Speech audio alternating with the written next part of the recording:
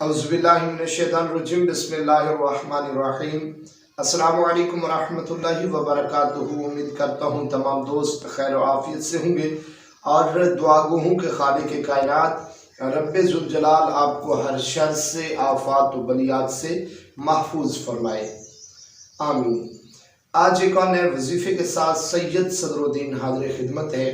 नाज़रीन, आज का वजीफ़ा बहुत ही प्यारा वजीफ़ा है जो कि ख़ास तौर पर कुरान करीम हिफ्ज़ करने के हवाले से इंतहाई मुफीद, इंतहाई खूबसूरत वजीफ़ा आपकी खिदमत में पेश कर रहा हूँ।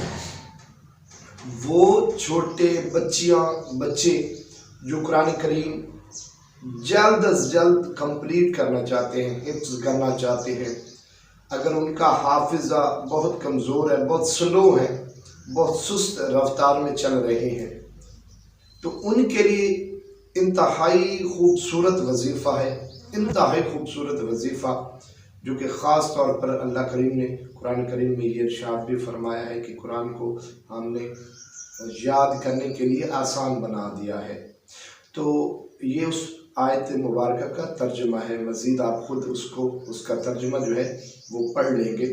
तो आयत में आगे चलकर आपको बताता हूँ। वो वालिदैन अपने बच्चों के हवाले से जो परेशान हैं, एक दर्स से निकाल कर दूसरे मदरसे में डाल रहे हैं ताकि किसी भी तरह से हमारे बच्चे जो है वो कारी कुरान, हाफिज़ कुरान बन जाए या कुरान करीम उनके सीने में समो जाए।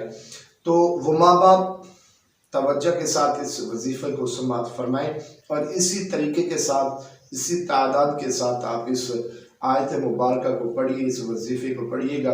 इंशाअल्लाह आपके बच्चे का हाफ़िज़ा भी बहुत ज़्यादा तेज़ हो जाएगा और वो कुरान करीम जल्द अज जल्द इंशाअल्लाह महीनों में कंप्लीट कर लेगा, वो हिफ्ज़ कर लेगा कुरान करीम को इंशाअल्लाह।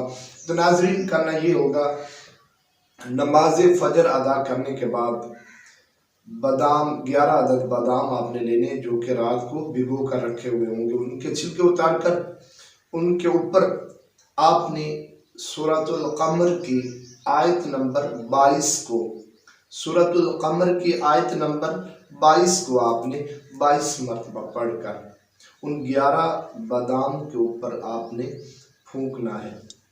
फूंकर आप वो बादाम उन बच्चों को खिलाना है जिनका हाफ़िज़ा कमज़ोर है या जो कुरान करीम हिफ्ज़ नहीं कर पा रहे या सुस्त रवि का शिकार है या याद करते हैं भूल जाते हैं, हाफ़िज़ा बहुत ज़्यादा कमज़ोर हो उनको।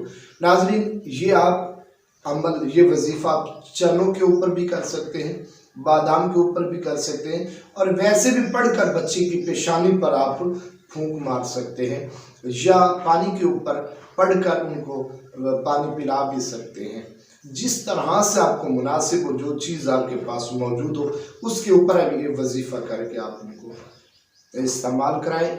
इंशाअल्लाह 21 रोज़ का ये अमल है और बेहतर ये होगा कि 3 मरतबा ये अमल दोहरा लें, यानी हर बार 21 दिन ये अमल कीजिए। तो इंशाअल्लाह आपके बच्चे का हाफ़िज़ा जो है वो आहिस्ता आहिस्ता तेज़ होता जाएगा, उसका दिमाग, उसका जो ब्रेन है इंशाअल्लाह वसी होता चला जाएगा।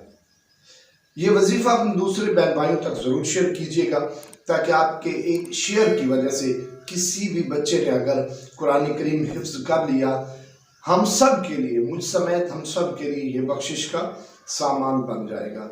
तो ये अजर अजीम है, इसको सदका जारिया समझ कर इसको जो है शेयर भी कीजिएगा।